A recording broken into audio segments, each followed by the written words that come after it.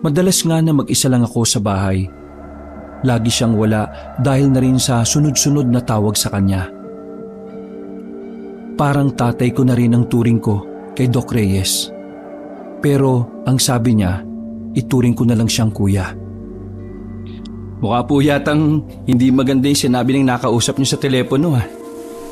Inabutan niya ako ng pinapapak niyang chicharon at saka tinabihan ako sa hagdanan. May tawag na naman sa akin eh. Ayos lang naman sana kaso ang layo. Malayo ho? Saan po ba yan? Sa Mindanao.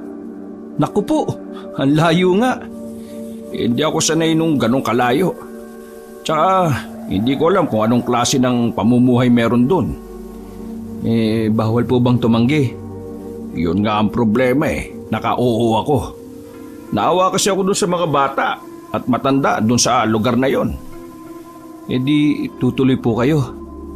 Well, walang choice. Tutuloy talaga. Ang problema ko pa, wala akong kasama. Alam mo namang mga nakwento ko sa'yo, di ba?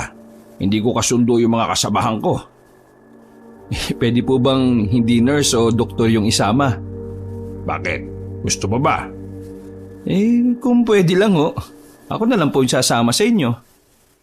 Oo nga no. Bakasyon nyo naman sa school, di ba? Mabuti pa nga ikaw na lang. Sasabihin ko na lang na lalakad ako mag-isa pero isasama kita. Ayos! Kinabukasan ng umaga ay naghanda na rin kami ni Doc Reyes. Malalaking bagang dala namin. Natitiyak kasi namin na tatagal kami ng ilang araw doon. Lalo na't ayon sa data na ibinigay kay Doc Reyes, marami-raming bata at matanda ang may sakit doon. Maaga rin kaming nakarating ng pier. Maganda-ganda ang napwestuhan namin sa barko. May sarili kaming higaan. Sobrang haba ng biyahe na tinahak namin. Kaya nang makarating kami, nakaramdam ako ng kaunting hilo. Madaling araw na nang makarating kami sa Mindanao. Nahirapan pa kaming makahanap ng masasakyan dahil walang dumadaan sa ganong oras. Mag-uumaga na nang may isang truck ang nagmagandang loob. Ilan sa aming mga nasa pier ang naisakay. Pagsapit ng 7:00 ng umaga, bumaba na rin kami sa isa pang terminal. Sumakay kami roon ng tricycle. Tapos bumaba kami ulit sa isa pang terminal. Nasa 4 na beses kaming nag-tricycle at sa pinakahuli ay pinilit na naming ihatid kami sa Sapang Palay. Wala na raw kasing dumadaan doon. Pero buti naman nakuha ang driver sa pakiusap. Habang nasa biyahe kami kabanong, ay napansin namin ni Doc Reyes na tingin ng tingin sa amin yung driver. Medyo nakakailang na rin. Pero ang sabi ni Doc Reyes, wag ko nalang daw pansinin. 2:00 na ng hapon nang ihinto kami ng driver sa gilid ng kalsada. Ilang lakaran na lang ay bungad na ng Sapang Palay. Kaya hindi namin maintindihan kung bakit hindi pa kami doon hininto. Oh, anong problema? Pasensya na ho pero bawal kasi akong pumasok dyan eh. Bakit naman bawal? Parang may bahid ng takot ang mukha ng driver. Hindi siya mapakali. Galaw ng galaw yung daliri niya at kung saan-saan tumitingin. Basta, pasensya na ayaw ko lang magsalita, baka mapahamak pa ako. Bakit ba? Ano bang meron sa baryo na yan? Hindi na nagsalita ang driver. Tinulungan niya na lang kaming ibaba ang mga gamit namin. Nung mga oras na yon, nawiwirduhan na talaga kami sa lalaki. Nagsimula na siyang mamutla na hindi naman namin alam kung bakit. Bago niya paandarin ang tricycle, may sinabi pa siya sa amin. Hindi ko alam kung ano ang gagawin niyo dyan sa Sapang Palay, pero sana makauwi pa kayo sa inyo ng ligtas. Napanganga na lang kami sa sinabi niya at sa kanya pinaharurot ang tricycle. Samantalang kami naman, pinagtulungan na lang namin bitbitin yung mga gamit namin. Baka po meron siyang kaaway dyan o baka lagi pong may nag-aaway sa baryo na yan. Ewan ko ba, weirdo si Manong ah. Mabuti pa, hanapin na lang natin yung bahay na titira natin. Sana naman maayos yung bahay para kahit papaano makatulog naman tayo ng maayos. Grabe, ang haba ng biyahe. Nang makapasok na kami sa bungad ng sapang palay, hindi namin inaasahan na sasalubungin kami ng nagsisilbing kapitan doon, si Kapitan Jerry. Medyo puti na ang buhok niya. Sa pagkakasuri ko, parang nasa 50 anyos na rin. Kayo na ba yung doktor na padala ng mga taga Maynila? Ngumiti si Doc Reyes at nakipagkamay sa kanya. Oo, ako lang po yung doktor. Assistant ko po yung kasama ko. Ay, ganun ba? Paano? Tumuloy muna kayo sa barangay at doon ay may nakahandang kainan para sa pagdating ninyo. Ay talaga ho ba? Ayos. Oo naman. Ganito kagiliw mga taga-sapang palay. Lubos nga ako nagpapasalamat sa iyo, Doc Reyes. Tama ba? Oo, tama ho. Doc Reyes na lang po ang itawag niyo sa akin. Kap Jerry na rin lang ba ang itatawag ko sa inyo? Tumungo na lang ang kapitan habang naglalakad kami patungong barangay. Yung ibang tao na nadaanan namin ay nakatingin. Hindi ko alam kung nararamdaman din ba ni Doc Reyes yon. Pero nakakailang ang mga titig nila. Makahulugan ang mga tingin nila at ang iba naman ay parang nagugulat. Sa isip-isip ko na nga lang, hindi pa ba sila nakakakita ng gwapo at bakit parang hindi sila makapaniwala? Pasensya na kayo ha. Hindi ako nakapagpalinis dito sa bakuran. Pero hali kayo. Pasok na kayo at magkakainan na tayo. Medyo may kalakihan ng barangay pero hindi pa finishing ang mga pader. Pagpasok namin, bumungad agad ang mahabang lamesa. May mga pagkain ang nakahanda. Mga kasama, eto na yung doktor na gagamot sa mga residente natin. Ngumiti kami sa kanila. Nakipagkamay pa nga si Doc Reyes. Samantalang ako, nasa gilid lang. Hindi ko talaga mapaliwanag ang nararamdaman ko. Pakiramdam ko, may kakaiba talaga sa mga tao roon. Magandang hapon po sa inyo. Ako po si Doc Reyes. Kinagagala ko pong makilala kayong lahat at ang buong barangay. Silang lahat ay mga kagawad ko. 3 lang sila. Namatay kasi yung 4. Naramdaman ko ang biglang pagbigat ng atmosfera. Naging seryoso ang mukha nilang lahat. Kung hindi niyo po mamasamain, ano po bang nangyari doon sa kanila? Huminga ng malalim ang kapitan at saka nagsalita. Namatay sila dahil sa sakit. Wala kasing napapasyal na doktor sa baryo namin noon. Ilang beses na kami nag-request ng tulong sa Maynila, pero wala Laking pasasalamat ko na nga lang nang sa wakas, may mabuting loob na duminig sa hiling ko. Bilang kapitan, ayaw kong makita na naghihirap ang mga residente ko. Maging si Doc Reyes nung mga sandaling yon ay napabuntong hininga na lang din. Wag po kayo mag-alala. Ngayong nandito na po ako sa baryo Sapang Palay, gagawin ko ang lahat ng makakaya ko para sa mga tao. Nako, maraming salamat talaga sa iyo, Doc Reyes. Naway pagpalain ka ng Panginoon. O paano? Kain na. Lalamig ang pagkain. Umupo na kami sa harap ng lamesa at nagsimula na rin kumain. Ang sarap ng pagkain nila. Masasabi ko na talagang iba ang pagkain sa probinsya kumpara sa Maynila. Pagkatapos namin kumain, hinatid na kami ni Kap Jerry sa binakante niyang bahay para sa amin. Bago umalis si Kap Jerry, narinig ko sa usapan nila na tatagal kami roon. Kinawayan pa kami ni Kap Jerry habang papalayo siya. Maayos ang bahay na nilaan para sa amin. Malinis na rin. Walang ikalawang palapag pero maayos, malinis naman ang ibaba. Mas okay siguro kung yung bahay natin yung nasa Bukana, no? Nasa pinakadulo yata tayo Pero ayos na to. Ang arte ko, no? Yung bahay namin ay napapalibutan na ng mga punong saging. pwedeng-pwede nga raw kaming pumitas kahit anong oras. Mas maganda nga po siguro talaga kung sa bukana kasi papaano kapag may emergency? Baka tayo yung huling maisalba. Nako, gumana naman yung imahinasyon mo. Pumasok na rin kami sa loob. Inilagay namin ang mga gamit sa aparador na parang antigo na. Ito lang ang kwarto, pero double deck ang higaan. Tanyo, matulog ka muna. Matutulog din muna ako. Wala tayong maayos na tulog sa biyahe. Gumising na lang tayo sa gabi at magluto ng makakain.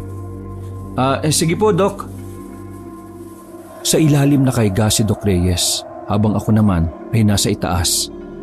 Ako ang mas nakakakita ng labas dahil sa bintana nakaharap ang higaan ko. Paghiga ko ay agad akong dinalo ng antok. Ang sarap ng tulog ko. Hindi ko na namalayan ang oras. Nang magising ako ay madilim na sa labas. Tumingin ako ng oras sa relo na nasa kamay ko. 9:09 na pala ng gabi. Nakalimutan kong mag-alarm ng 7:00. Sumilip ako sa bintana. Sobrang tahimik na sa labas. Habang si Doc Reyes ay masarap pa rin ang tulog. Mukhang hindi na kami makakapagluto nito. Nagugutom na ako. Nagalungkat ako sa bag na baka may natira pang pagkain. Pero wala na ako nakita. Nagdadalawang isip ako kung gigisingin ko pa si Doc Reyes. Nakakahiya dahil alam kong maaga siyang magsisimula kinabukasan. Bumaba na lang ako sa higaan. Pumunta ako sa maliit na sala. Tanging lamesa at 2 upuan lamang ang naroon. Kahit lutuan man lang ay wala. Paano nga pala kami magluluto? Wala palang kalan. Napapakamot pa ako sa ulo. Napalingon ako sa pintuan. Nakabukas yun ng bahagya. Nagtataka ako kasi ako ang nagsara nun bago kami matulog. Sigurado ako na naikawit ko yung pako sa butas para maisara yun ng maayos. Lumapit ako roon para sana isara na lang. Pero napatigil ako sa tapat ng pinto. Parang may nakita kong imahe ng tao sa labas. Hindi ko lang sigurado dahil madilim na. Binuksan ko ng malawak ang pinto. Sumilip ako sa labas. Pagtingin ko sa labas, Kabanong, ay nagulat ako. May lalaking nakatayo roon at mukhang sa akin nakatingin. Sa takot ko ay agad kong isinara ang pinto. Dahan-dahan naman akong sumilip sa siwang sa bintana. Pagtingin ko sa labas, ay wala na roon yung lalaki. Ha? Sino kaya yun? Nakakatakot yun, ha? Nakahawak ako sa dibdib ko noon. Sobrang bilis ng tibok ng puso ko. Maya-maya pa, nagulat na lang ako nang maramdaman kong parang may naglalakad na sa paligid. Mabibigat yung paa. Naghanap ako ng maaring ipalo. Wala akong makita kundi ang silya lang na ang bigat-bigat pa naman. Inamba ko ang silya nang maramdaman kong may tao na sa harapan ng pinto. Ang tagal kong nakaamba. Pero napansin kong umalis na rin ang nasa labas. Agad kong ibinaba ang silya at napabuga pa ako ng hangin. Bigat. Pambihirang upuan niya, no? Sinubukan kong sumilip ulit sa pintuan, pero wala na ang lalaki. Bumalik na lang ako sa kwarto at nagsaklob ng kumot sa muka. Tiniis ko na lang ang gutom hanggang sa sumapit na ang umaga.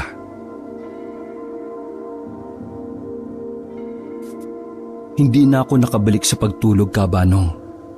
Inabutan na ako ng umaga noong mga sandaling yon. Naganda na lang kami ni Doc Reyes nung umaga. Nanghiram kami ng isa pang lamesa para sa gaganaping konsultasyon ng mga tao. Napagkasunduan kasi ni Cap Jerry at Doc Reyes na sa bahay nilang papuntahin ng mga tao para daw hindi na rin kami mahasel. Ang kaso nga lang, mag-9 na ng umaga pero wala pa rin tao sa bakuran namin. Nung una inakala namin na baka walang alam ang mga residente na sa bahay gaganapin ang konsultasyon. Kaya naman inutusan ako ni Doc Reyes na pumunta ng barangay para ipaalam sa kapitan ang lagay ng sitwasyon. Napakamot na lamang sa ulo si Kapitan Jerry nang nagsabi ako sa kanya. Ay, pasaway talaga ang mga taong yan. Sila na nga ang pagagalingin, ayaw pa nila. Kita ko sa mukha ni Kapitan ang pagkadismaya na may halong inis. Kagawad Bon! Itipon mo nga yung mga tanod at roronda tayo. Aabisuhan natin ang mga residente. Tumugon naman ang pagsang-ayon ng kagawad na yon na nasa labas. Tinapik ako ni Kap Jerry sa balikat. Humingi siya sa akin ng paumanhin dahil sa nangyari. Maya-maya pa ay lumabas na rin ako. Nauna akong umalis dahil kailangan kong balikan si Doc Reyes. Habang naglalakad, napansin ko ang mga kabahayan na nakasarado. May mangilan-ngilan na sumisilip pero mga mata lang nila ang nakikita ko. Hindi ko alam kung ano ba talaga ang meron sa kanila. Mula nang dumating kami, ang wiwirdo na ng mga galawan nila. Bigla ko tuloy na alala ang naranasan ko nung gabi. Nagdadalawang isip pa ako noon kung sasabihin ko ba kay Doc Reyes. Malayo pa lang ako ay tanaw ko na si Doc Reyes sa tapat ng bakuran namin. Nakapamewang siya. Anong sabi ni Kapitan? Roronda po daw sila at abisuan yung mga tao. Sinabihan naman nila kahapon ng mga tao, hindi ba? Hindi kaya ayaw talaga ng mga residente? Ayaw? Sino pong tao ang aayaw gumaling sa sakit? Kahit naman po siguro hayop gustong gumaling kapag may sakit. Yan nga ang iniisip ko. Pambihira. Sabi sa data, ang daming may sakit dito. Halos lahat ng pamilya may 1 hanggang 2 tao ang may sakit. Parang wala namang may sakit sa kanila Mga ayaw pumunta. Oo, kalma lang po muna tayo, Doc. Yung dugo niya po, baka tumaas. Bumuntong hininga si Doc Reyes. Alam mo, Tanyo, sa totoo lang, nung dumating pa lang tayo rito kahapon, napansin ko nang ang weirdo ng mga tao. Tapos, alam mo yun, parang may mali rito Lumunok muna ako ng laway bago nagsalita. Nako, Doc, ganyan din po yung napapansin ko Sa katunayan po, may naranasan akong medyo nakakabahala kagabi. Nakakabahala? Bakit? Ano ba nangyari kagabi? Dumiretso na kasi ako ng tulog Nagising ako kagabi. Tapos, may nasipat akong lalaki sa labas. Nung una, nasa bakod lang siya. Ang tagal niya nakatingin sa bahay natin. Tapos nang makaramdam na ako ng pagkailang, isinarado ko na yung pinto. Lumabas siya sa mismong harapan ng pinto pero maya-maya lang, nawala na rin siya. Ay nako, alarming nga yan. Dapat masabi natin yan kay Kapitan. Natigil lang ang pag-uusap namin nang marinig namin si Kapitan Jerry na sumisigaw gamit ang megaphone. Galit na galit siyang nakikiusap sa mga tao pero ayaw pa ring lumabas ng bahay. Kahit ano pa mang sabihin ng Kapitan, wala ni isa ang gustong tumugon sa kanya. Natanong kami ni Kapitan Jerry kung kaya't nilapitan niya na lamang kami. Pawis na ang Kapitan at kita sa mukha niya ang matinding stress. Kaya po pala tumatagal ang sakit ng mga tao rito, Kapitan Kasi parang ayaw naman nilang gumaling. Inaalagaan nila yung mga sakit nila. Ay, ewan ko nga ba sa mga taong yan. Kapag tinutulungan mo, ayaw. Kapag wag mong tulungan, may sasabihin din. Alam niyo, sa totoo lang, nung nakaraang taon may pinadalang gamot dito sa baryo. Galing yun sa isang pribadong sektor. Pero ang mga gamot na yun pinagtatatapon lang ng mga tao. Sinayang lang nila. Ay, tama si Kagawad Bon. Totoo yan. Akala nga namin kaya ayaw nila ng gamot dahil gusto nila ng doktor. Tapos ngayon may doktor, ayaw rin pala nila.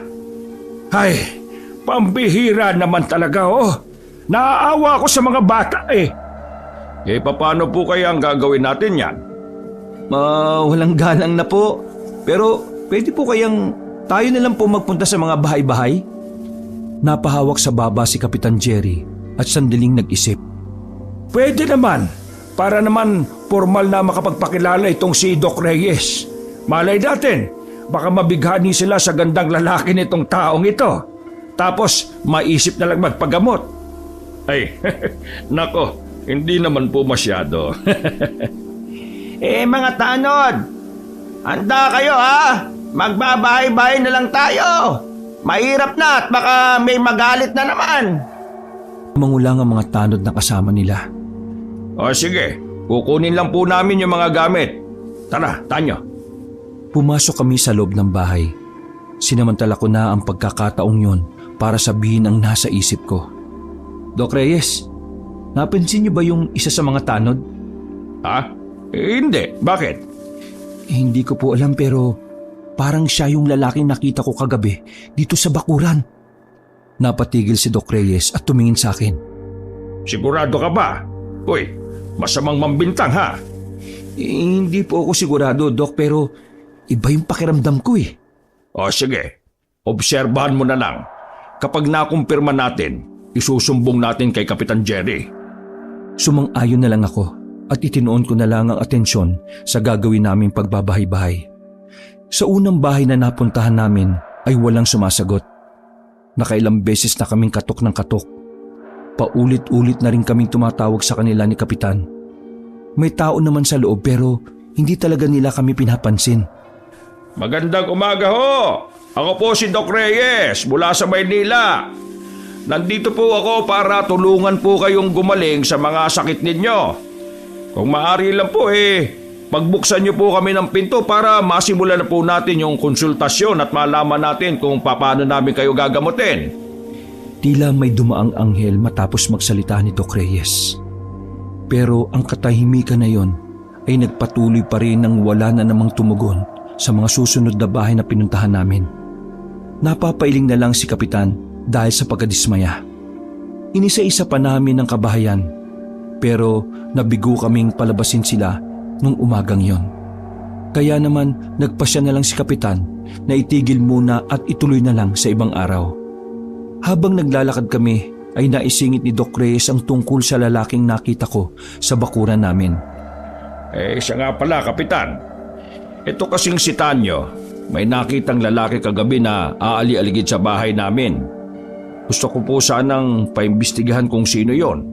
Baka po kasi may masamang balak Napatigil si Kapitan Jerry sa paglalakad at seryosong tumingin sa akin.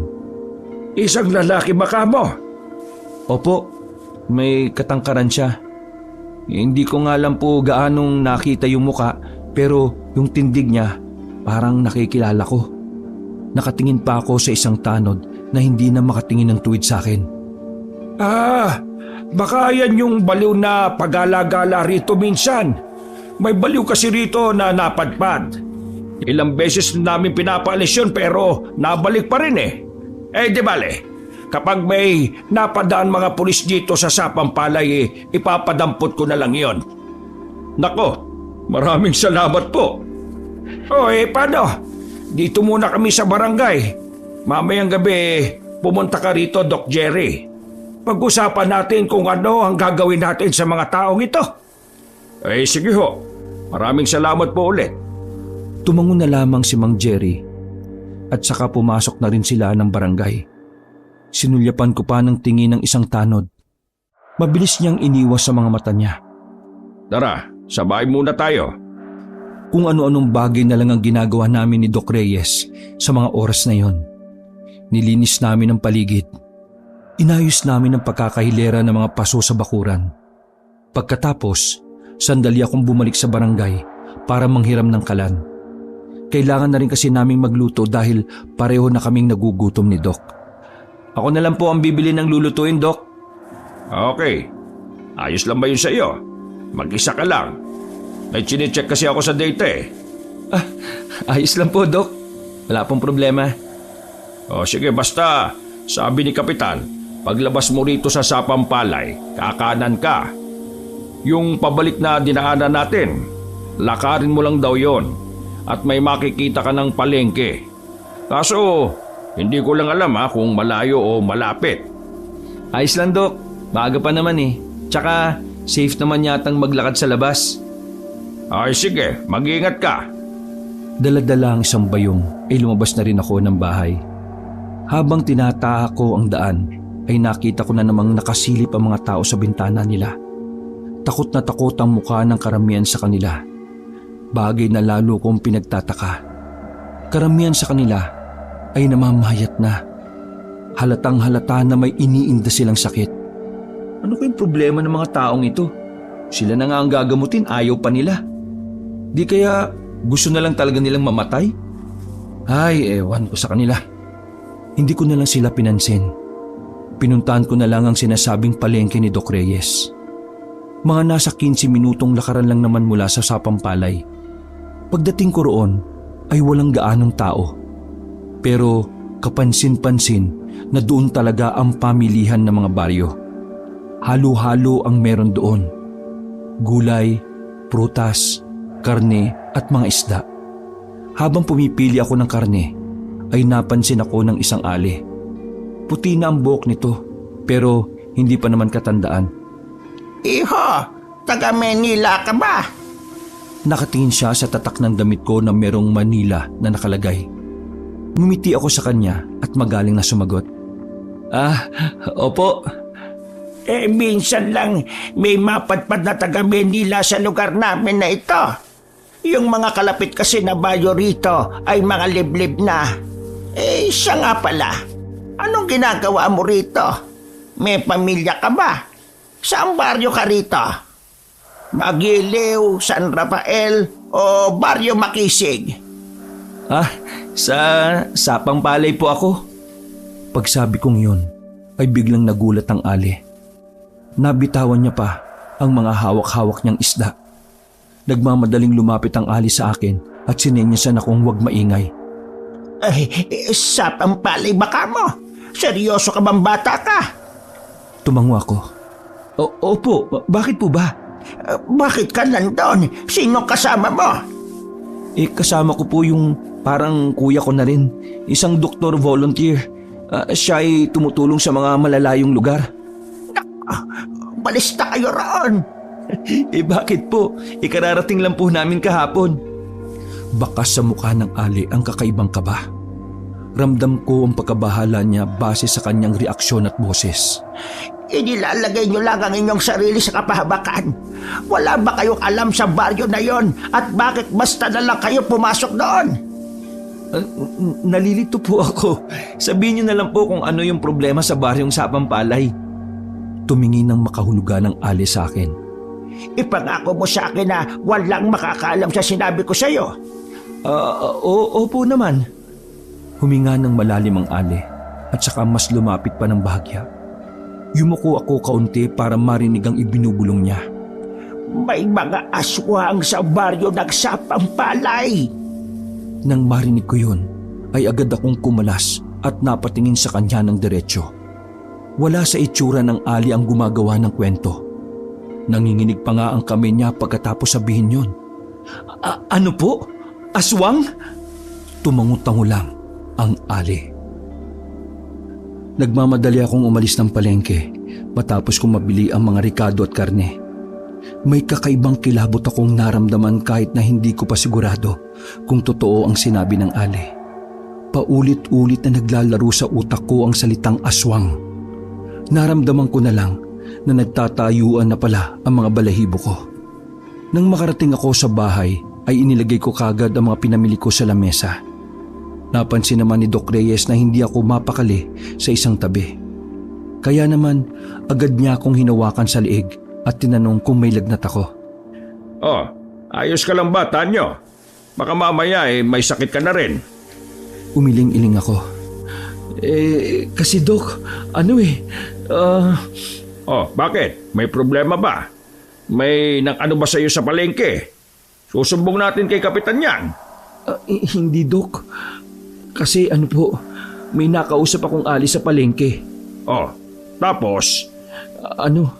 Ang sabi niya, umalis na raw tayo dito sa baryo ng Sapang Palay. Kasi, delikado. Kasi, may aswang daw dito. Nagsalubong ang kilay ni Doc Reyes. Umupo siya sa upuan at parang napapaisip. Ano? Aswang? Bakit po? May alam po ba kayo tungkol sa aswang? Bago tayo pumunta rito, isa sa mga kapwa ko doktor ang narinig kong may kausap na iba. Sabi niya rin, may aswang dito sa pupuntahan natin. Di, totoong may aswang pala dito. Hindi pa natin makukumpirma yan. Sa ngayon, wala pa naman kasi tayong nakikita o nararanasan man lang. Dok, paano po kung yung lalaking aali-aligid dito sa bahay natin isa palang aswang? Hindi nakapagsalita si Doc Reyes. Maging siya ay napag-isip din ng bagay na yon.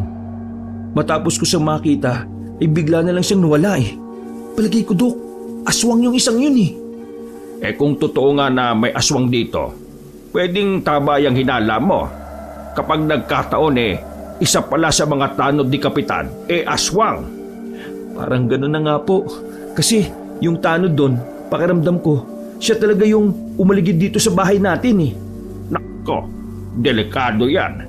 Dapat mag-ingat pala tayo sa mga kinakausap natin. Bakit po, Dok? Naniniwala po ba kayo sa aswang? Tumayo si Doc Reyes at saka sinimulan na ang paghihiwa ng mga rekado.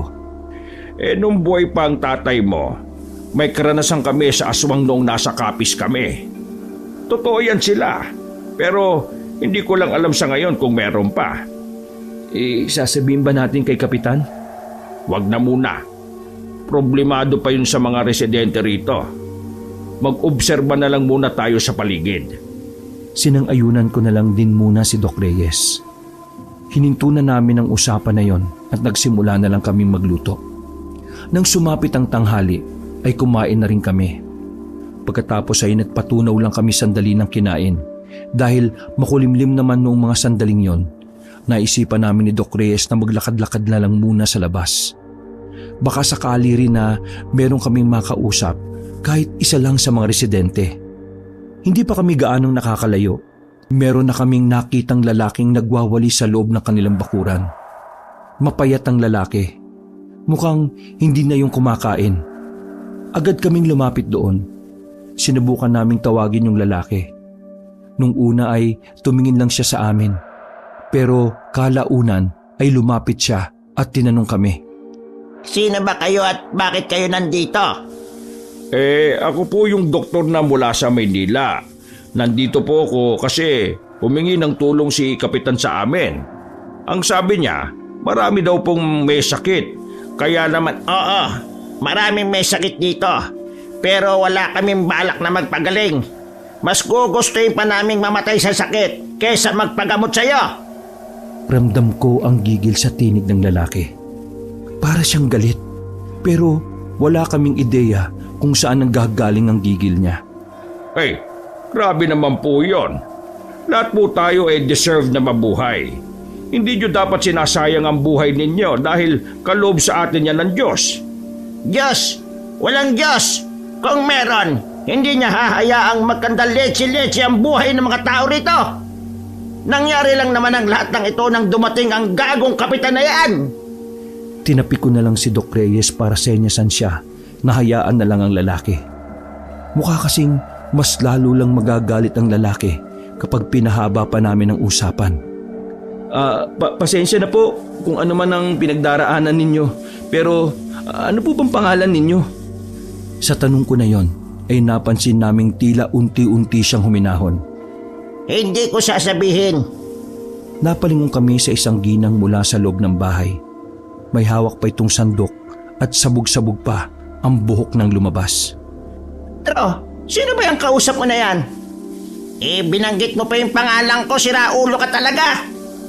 Sabay na silang pumasok ng bahay pagkatapos nun. Pinagsasara nila ang mga bintana.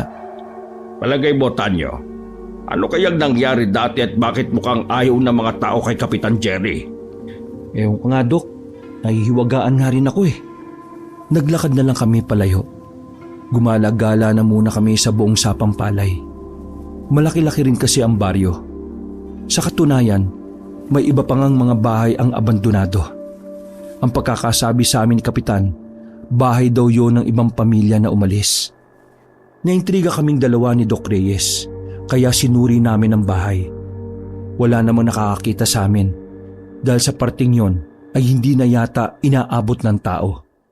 Sayang ang bahay na to, no? Simentado na, pero iniwan. Mga ganitong bahay sa Maynila mabibenta mo to ng $250,000 kahit walang second floor. Pero bakit kaya nila iniwan?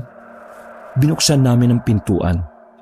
Pagpasok namin sa loob, may sala rin yun na kasing laki lang din ng tinutuluyan namin. Baka naman hindi talaga sa kanila ito. Inupahan lang siguro. Pinagmamasdan namin ang buong bahay. Marami ng alikabok at sapot ng gagamba. Inupahan lang? Bakit po may mga gamit pa rin dito? Pinakita ko kay Doc Reyes ang cabinet na may mga laman pang kung ano-anong kagamitan sa loob. Aba, oo nga no. Tsaka may kama pa sa loob oh. Mukhang iniwan lang talaga itong bahay nang wala silang bit-bit na kung ano. Abay, meron na talagang kakaiba sa lugar na ito ha. Una, ayaw ng mga tao na magpagamot. Pangalawa, yung lalaki na nagmamasid sa bahay. Pangatlo, sabi ng Ali, may aswang dito. Tapos ngayon, eto namang bahay na ito. Aba, palagay ko dapat na tayong umalis sa baryo na ito.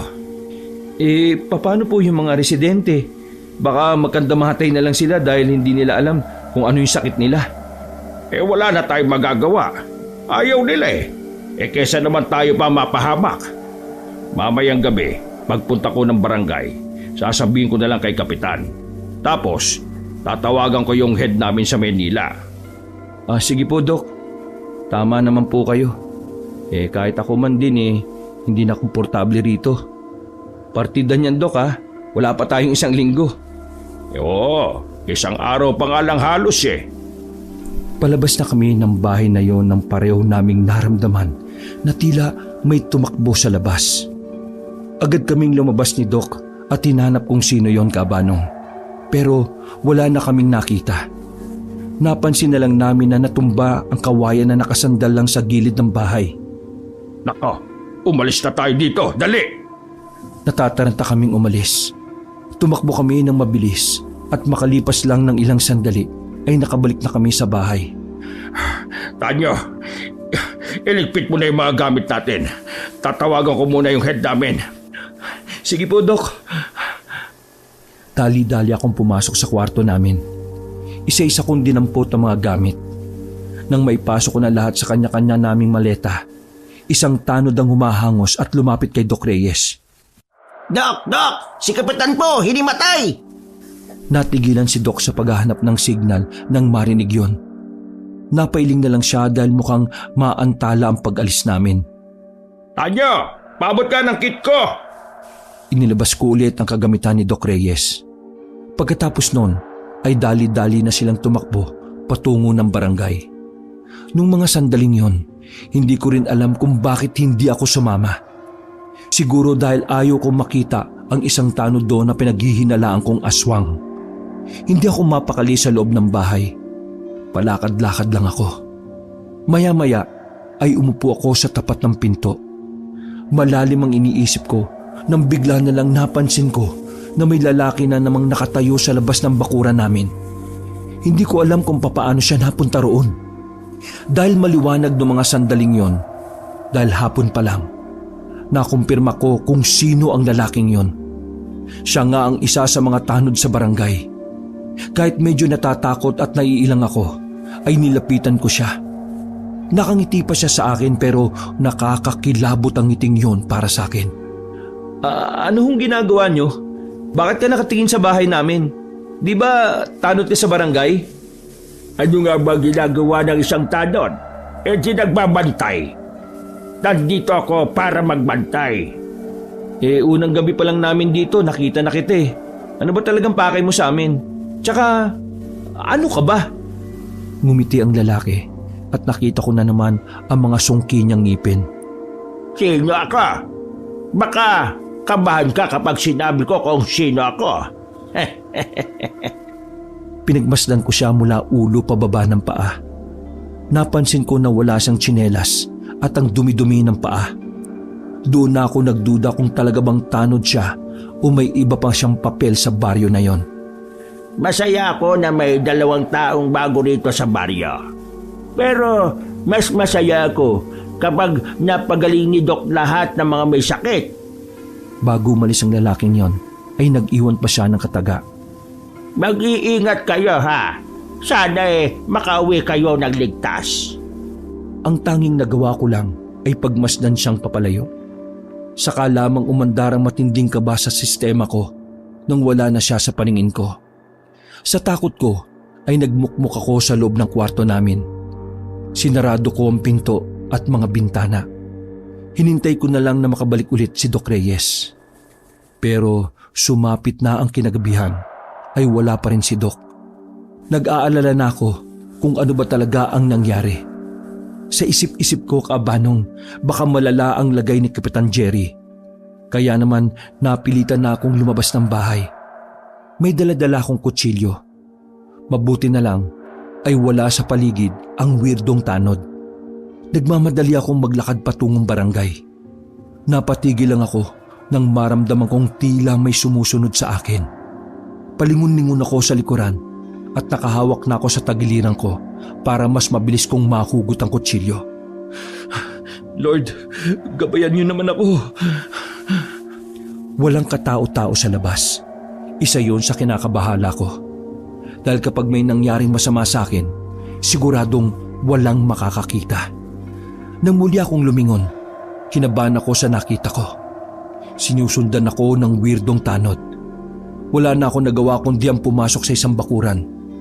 Napansin ko na huminto ang lalaking yon. Hindi ko alam kung bakit, pero ipinagpasalamat ko na lang yan. Habol ko ang hininga ko habang nakatago ako sa likuran ng punong bayabas. Para na rin akong naligo dahil sa pagtagaktak ng pawis ko. Hindi pa ako nagtatagal sa kinalalagyan ko nang biglang may humila sa akin. Hindi ako makasigaw dahil tinakpan ng kung sino ang bibig ko. Huwag kang maingay! Wala ang takot ko nang makita ko kung sinong humila sa akin. Siya yung lalaking nakausap namin ni Doc Reyes.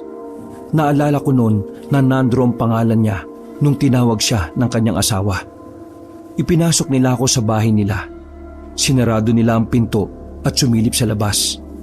Nang masiguro nilang wala nang sumusunod sa akin, ay nakahinga na rin sila ng maayos. Saka ko lang din nakita ang mga natutulog na 4 nilang anak. Base sa nakikita ko, ay mga wala naman silang sakit. Ewan, siguro dahil matagal ko nang kasama si Doc Reyes. Madali na lang para sa akin na tukuyin kung masama ba ang pakiramdam ng isang tao o hindi.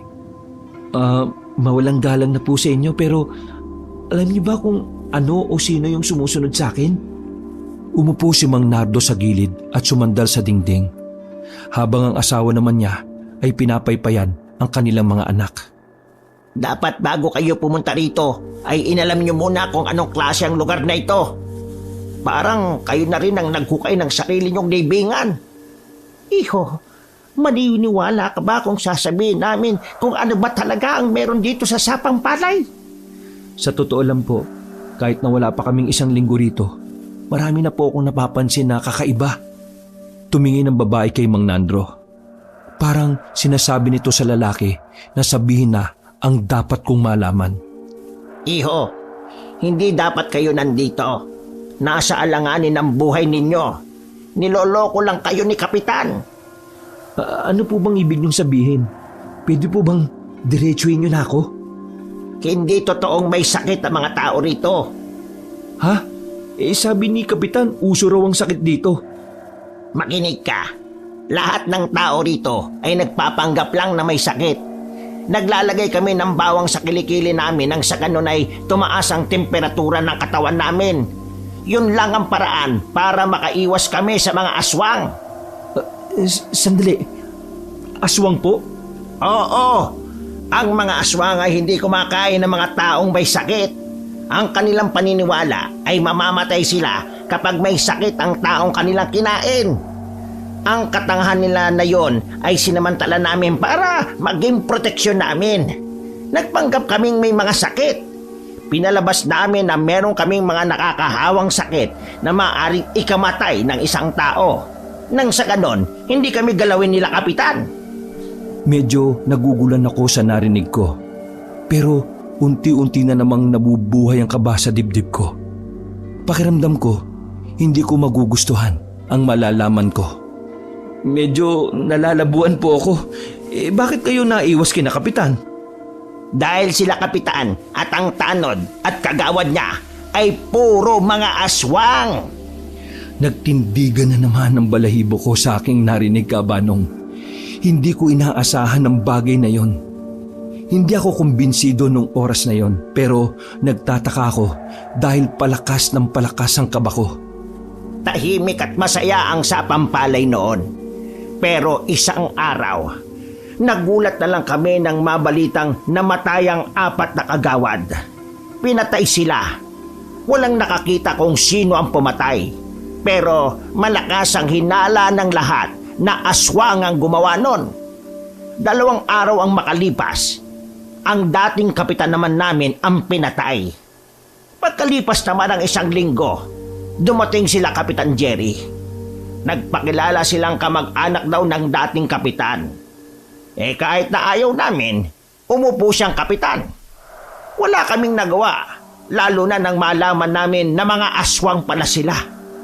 Gabi-gabi may kinukuha silang tao sa amin para gawin nilang pagkain.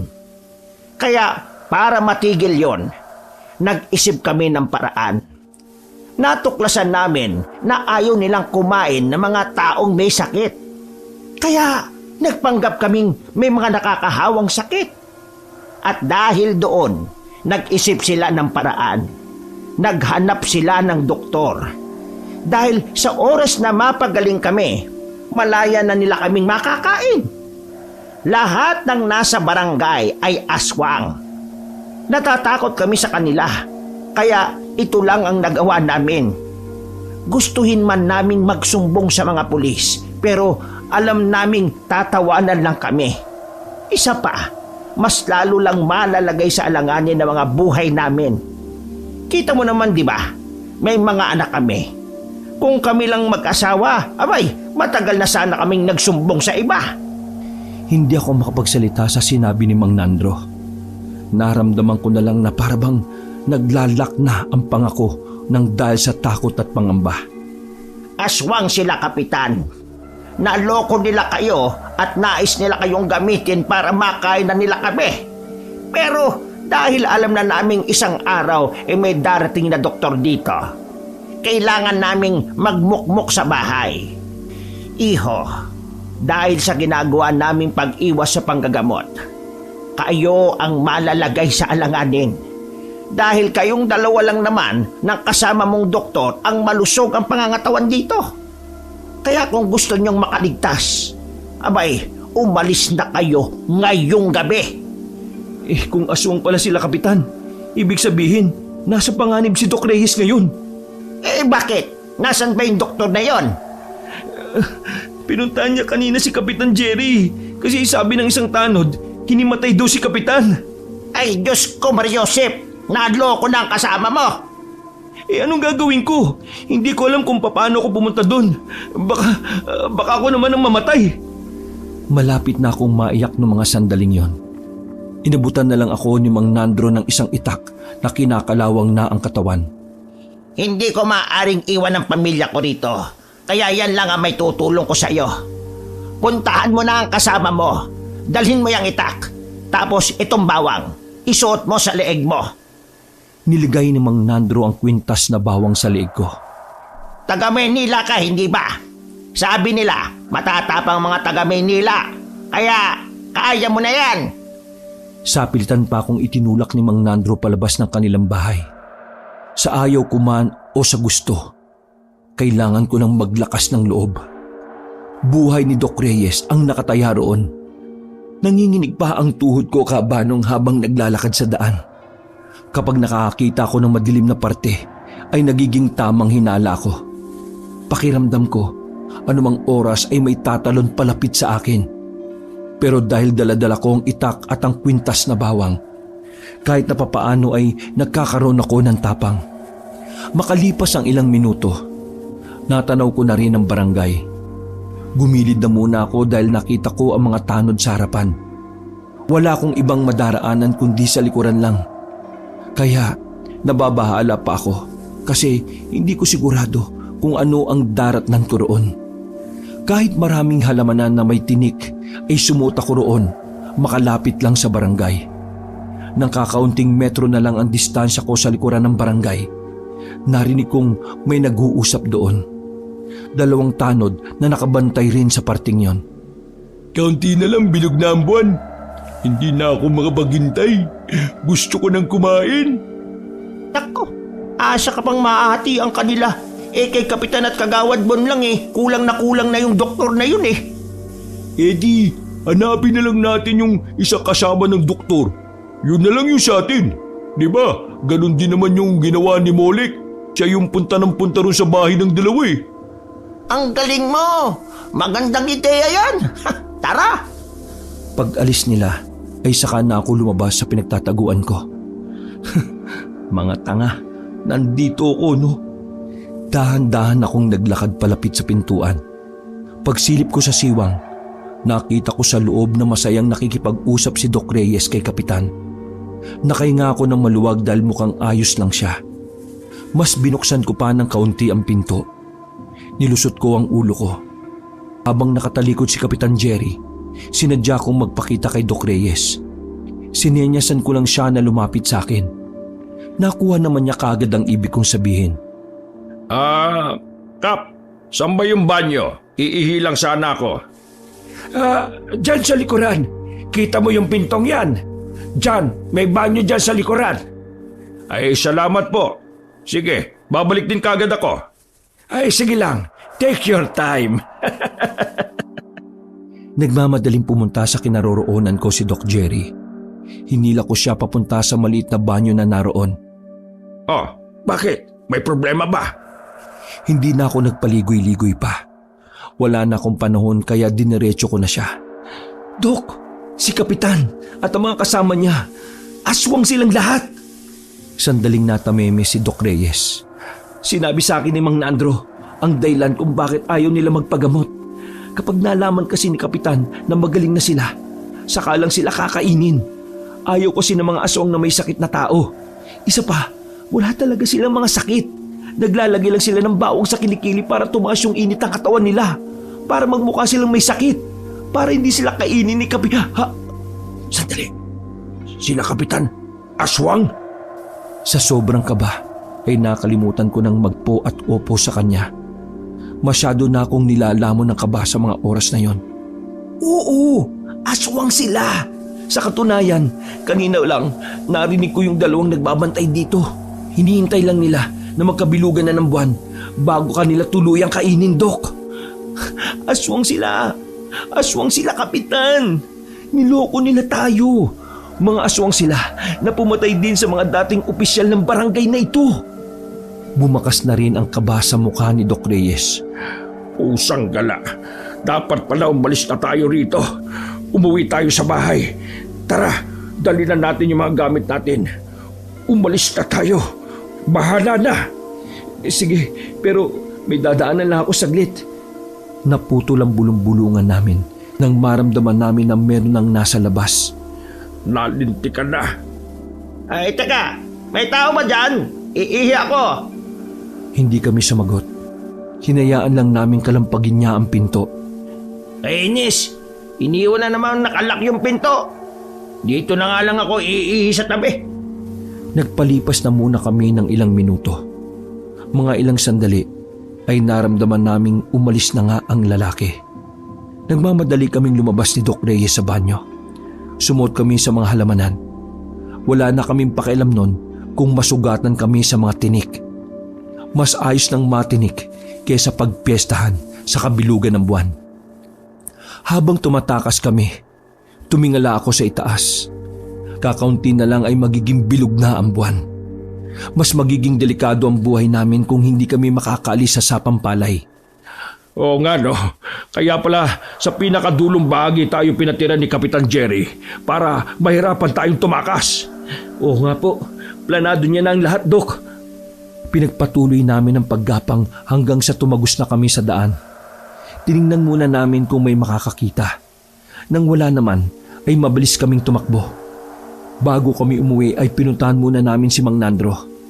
Alam ko na malaki ang may tutulong niya sa amin. Kaya naman agad kong kinatok ang pintuan nila. Binuksan niya ng kaunti ang pinto na tanging mata niya lang ang nakikita. Mang Nandro, tulungan niyo kami makaalis. Pakiusap. Pero nagulat na lang ako nang pagsara niya kami ng pintuan. Malakas ang tinig ni Mang Nandro na nagsalita sa loob. Tinulungan na kita! Wala na akong magagawa! Mang Nandro, may magagawa ka pa. Imulat mo ang mga mata ng residente na magkaisa. Kailangan niyo magsama-sama para mapalayas ang mga aswang na umaalipin sa inyo. Kung talaga nag-aalala ka para sa kaligtasan ng mga anak niyo, gumawa kayo ng paraan para mawala sa panganib ang baryo na ito. Walang mangyayari kung habang buhay lang kayong magkukulong dyan. Habang ang mga salot na aswang na yan ay naghihintay lang kung kailan kayo pwedeng kainin. Gumising kayo! Mas marami kayo kaysa sa mga aswang! Huwag kayong duwag! Ikinagulat ni Doc Reyes sa mga sinabi ko. Hindi siya makapaniwala na may ganun akong naiisip. Habang si Mang Nandro naman sa loob ay nanatiling tahimik lang. Walang kahit na anong tugon. Umalis na lang kami ni Doc Reyes para umuwi sa bahay. Dahil naayos ko naman ang mga gamit namin kabanong, ay mabilis naming nadampot yun sa bahay. Lalabas na sana kami ng pinto nang maramdaman namin na parang may umaaligid na sa bahay. Dok, nauli na yata tayo. Nalinti ka na. Hindi bale, akong bahala. Nagulat na lang ako na may kunin na baril si Doc Reyes. Dok, bakit may baril ka? Saan galing yan? Palagi ko itong dinadala kapag nagbo-volunteer ako. In case lang naman na may emergency. Ganun po ba? O sige, magagamit po natin yan. Tama, oo. Medyo kinakabahan ako kasi takot talaga ako sa baril. Pero napansin ko na bigla na lang nagbago ang reaksyon ng mukha ni Doc Reyes. Bakit, Doc? Nakatingin siya sa magazine. Lumapit na rin ako para makita. Doc, wala namang bala yan eh. Napakamot na lamang siya sa ulo. Malas. Lasing kasi ako nung nagpalit ako ng magazine eh. Paano yan, Doc? Pwede bang ipambato na lang yan? Hindi no, ang mahal nito. Ipapanakot ko na lang to. Sayang eh. Mga ilang sandali lang ay napalayo na rin kami sa pinto. Meron nang kumakatok. Malalakas ang bawat katok na parang galit na galit. Tanyo, sa likod ka lang. Handa mo lang yang itak mo. Hindi po sila makakalapit. May kwintas na bawang naman ako eh. Huwag kang makampante. Mga aswang yan. Matatalino yan. Basta pagkain, magagawa nila ng paraan. Umaalog na ang pinto ng mga sandaling yon. Talagang balak na nilang buksan ng pwersahan. Tagaktak na ang pawis namin ng dahil sa kaba. Doc Reyes! Buksan nyo naman ang pinto! Gusto lang naman naming makipag-usap. May mga bagay lang naman tayong pag-uusapan. Yun ay kung bubuksan nyo ang pinto. Kung hindi naman... Bigla na lang tumumba ang pinto dahil sa malakas na tadyak ni Kapitan Jerry. Kami na lang ang papasok! Tumawa siya ng malakas habang tila nanlilisik ang mga mata. Malayong malayo na siya sa unang kapitan na nakilala namin. Kinikilabutan na ako ng sobra noon, kabanong. Gustuhin man naming tumakbo pero wala kaming ibang madaraanan. Nakaharang sila sa pintuan. Pumasok sila Kapitan Jerry kasama mga kagawad at tanod. Hindi pa man sila nagpapalit ng anyo pero naglalaway na sila na parabang mga asong hindi napakain ng ilang araw. Doc Reyes, akala ko ba gagamutin mo ang mga residente? Bakit yata iiwan mo na lang ang baryo sa Pampalay? Ayaw naman nilang magpagamot eh. Kaya alis na lang po kami. Pero nangako ka sa akin. Ang sabi mo, hindi ka alis hanggat hindi mo ako natutulungan. Hindi na ako nakatis noon. Kaya nakisabat na rin ako. Bakit nyo ba gustong-gustong gumaling yung mga tao? Nagtawanan ng mga kasama ni na Kapitan Jerry. Talsik-talsikan pa ang mga laway nito. Ano ka ba namang bata ka? Malamang kaya ko gustong gumaling sila ay dahil mahal ko ang nasasakupan ko. Maiintindihan mo lang ako kapag naging kapitan ka. Mahal mo o gusto mo lang silang makain? Kasi di ba, hindi kayo kumakain ng mga taong may sakit? Unti-unting nawala ang ngiti sa mukha ni Kapitan Jerry. Napalitan niyo ng masamang tingin. Mas nakakatakot siya kapag seryoso. O di ba, mga aswang kayo? Matagal nyo nang gustong gumaling sila, pero dahil akala nyo may sakit sila, wala kayong magawa kundi humanap ng doktor. Ano naman kung aswang kami? May magagawa ba yung kadaldalan mo? Patakasin nyo na kami. Wala na kami magagawa sa kanila kung ayaw nila magpagamot. Wala na kaming pakialam sa kanila. Sa inyo, meron. Dahil kayo ang walang sakit, kayo na lang ang gagawin naming sisig. Nagiyawan at tawanan ang grupo ni Kapitan. Kami naman ay napapadikit na lang sa dingding. Hindi na rin kami makapasok sa kwarto dahil naroon na ang isang tanod. Binasag ang salamin para makapasok sa loob. Pasensya na, Kapitan, pero mapipilitan akong gawin ito sa inyo. Kapag kumilos kayo na masama, basag yung bungo ninyo. Halatang nababahala si Kapitan Jerry nang ilabas na ni Doc Reyes ang baril niya na wala namang bala. Nanginginig pa ang kamay ni Doc Reyes. Ako yung kinakabahan para sa kanya. Kitang-kita kasi sa mukha niya na hindi siya kampante. Hindi mo yan kayang iputok, Doc Reyes. Mabait kang tao eh. Hindi mo kayang pumatay. Kahit pa aswang. Paano kung kaya ko? Handa ka na bang mabutas yung bungo mo?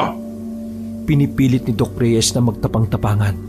Nang sa ganon ay hindi makahalata ang mga nasa harapan namin. Tumabi kayo at dadaan kami. Kung hindi patay tong kapitan ninyo. Tabi! Dahan-dahang gumilid ang mga yon. Mukhang nagiging epektibo ang pakulo ni Doc. Pero kinakabahan talaga ako dahil baka makahalata sila na wala namang bala yung baril ni Doc Reyes. Naglakad kami palabas ng pinto.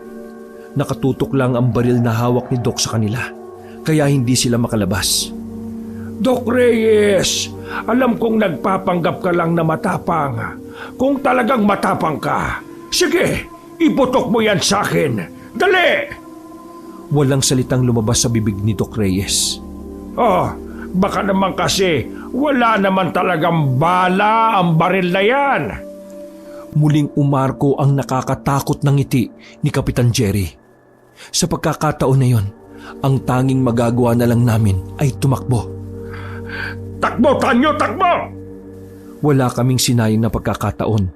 Tumakbo kagad kami. Pero dahil bitbit namin ang mga maleta, hindi naging madali para sa amin na makalayo. Sila Kapitan Jerry naman ay nagbago na rin ng mga anyo. Ang iba sa kanila ay gumapang na. Ang iba naman ay naglulundag sa mga puno at kabahayan. Talagang wala na kaming ligtas noong mga sandaling yon, Kabanong. Napalibutan na kasi nila kami. Itak na lang na hawak ko ang armas namin. Alam kong hindi pa rin sapat ang itak na yon, kaya naman mas lalo na akong kinabahan. Napadasal na nga lang ako na sana kung mamamatay man kami, hindi na sana namin maramdaman ang sakit. Hindi ka matching, Doc Reyes, kaya hindi ka magiging matalino kahit kailan. Sino ba naman kasing doktor na tanga na magbabao ng baril na wala namang bala? Anong gagawin mo dyan? Pambato o pamalo? Humalakak na naman sila. Pero mga ilang sandali lang, unti-unti na nila kaming nilapitan. Lumiit na ang espasyo na meron kami. Walang-wala kaming pag-asa nun. Pero mga ilang sandali lang, nakarinig kami ng malalakas na sigaw. Sa kabilang kanto, nakita naming paparating ang mga tao. May dala-dala silang sulo at kung ano-ano pang pamalo. Kapitan, nagkaisa ang mga tao! Nagulat ang kapitan nang makitang mas marami pa kaysa sa kanila ang paparating. Atras! Atras muna tayo! Kanya-kanyang gapang paalis sa mga aswang habang si Kapitan Jerry ay mabilis ding umalis. Nang makalapit ang mga tao ay si Mang Nandro kagad ang nakita ko. Siya ang nauna sa paglusob. Mang Nandro! Pasensya ka na kanina, pero napagtanto ko na tama nga ang sinabi mo. Walang mangyayari kung magkukulong lang kami sa takot. Kaya heto, tinipon ko ang mga kalalakihan sa baryo na ito. Halos lahat sila. Katulad ng nasa pananaw mo. Wala talagang pinuno na mangunguna, kaya walang kumikilos. Kaya ito, ako na ang gumawa ng paraan. Maraming salamat sa iyo, bata. Kahit na nasa panganib kami noon, ay nakaramdam ako ng tuwa.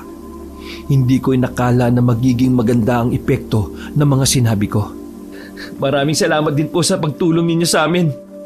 Proud ako sa iyo, Tanyo. Maganda ang ginawa mo. Tinapik pa ako ni Doc Reyes sa balikat. Mga kasama, hahabulin natin sila, Kapitan. Kailangan natin silang patayin para mabawi natin ang baryong ito. Sabay-sabay na sumang-ayon ng mga tao. Iho, kami na ang bahalang humabol sa kanila.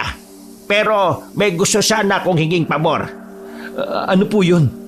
Totoong may sakit ang bunso kong anak. Ilang araw na. Pwede bang suriin mo siya, Doc? Sige po, pupuntahan po namin ang bahay ninyo. Maraming salamat. Mga kasama! Kanada! Mabilis namin binalikan ang bahay ni Mang Nandro. Naabutan namin ang asawa niya roon na si Aling Botya. Inaasikaso niya ang batang babae na bunso nila.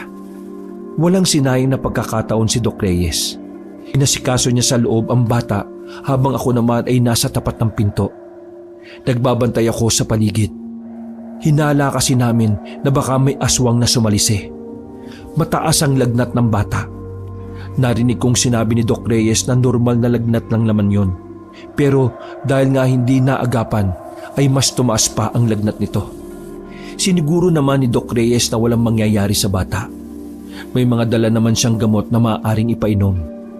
Habang nagbabantay ako sa tapat, nagulat ako nang bigla na lang dumating si Kapitan Jerry. Napatayo ako. Ibang-iba na ang mukha ni Kapitan. Nakilala ko na nga lang siya dahil sa suot niya. Doc!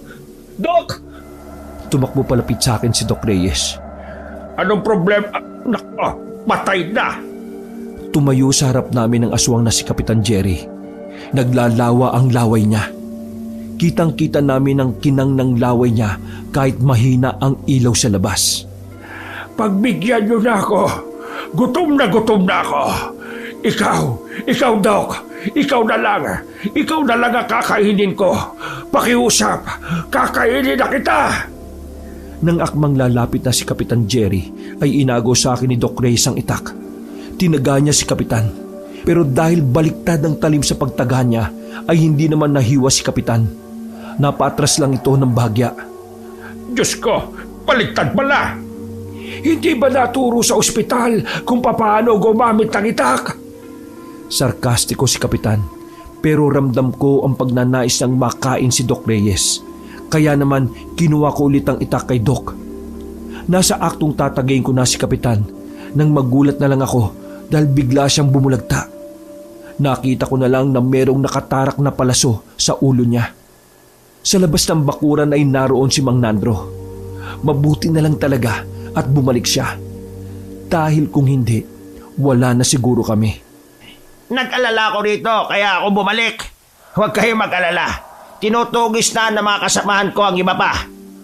Ginalaw-galaw pa ni Mang Nandro ang ulo ni Kapitan gamit ang paa niya. Pero hindi na talaga yung gumagalaw.